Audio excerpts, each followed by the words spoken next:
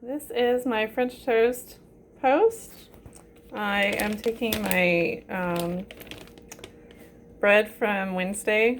Today is Friday, and I pre-sliced my bread last night just to save time in the morning, and then I made a custard for the French toast last night also to save time this morning. And it's basically what you do is take 5 eggs and whisk them very well, and then you stir in some blueberry.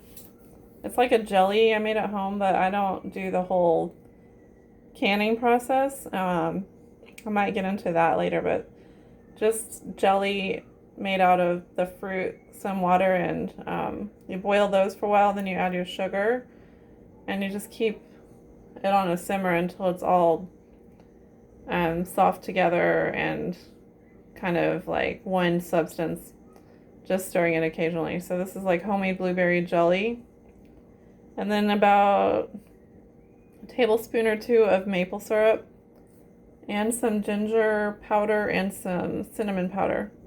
And normally what I do to make French toast is just add some sort of jelly or a maple syrup along with a packet of some mulling spices, but I was out of mulling spices, so that's why I'm using only cinnamon and ginger. But you can actually just do it without the jelly or the maple syrup and just do straight mulling spices, or you can also add vanilla.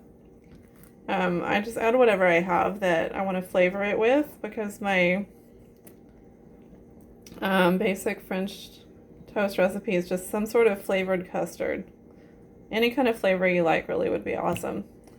But you don't want to do just like plain bread, milk, and eggs, because it's going to turn out super lame. And also, if you use like a thicker, heartier bread, you can soak it in much longer, so that way it'll be more eggy. But if you use a big, thick, hearty bread that you make yourself at home, it'll be easier because it's not going to fall apart. So this has been soaking for like a good 2 or 3 minutes, and I can still pick it up.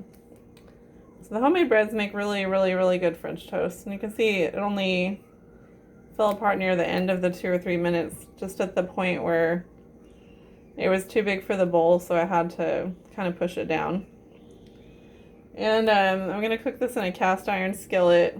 It takes maybe between 2 and 5 minutes per side, but you can just keep flipping it until you get a nice brown crust on it. And here's what this morning's French toast looked like earlier.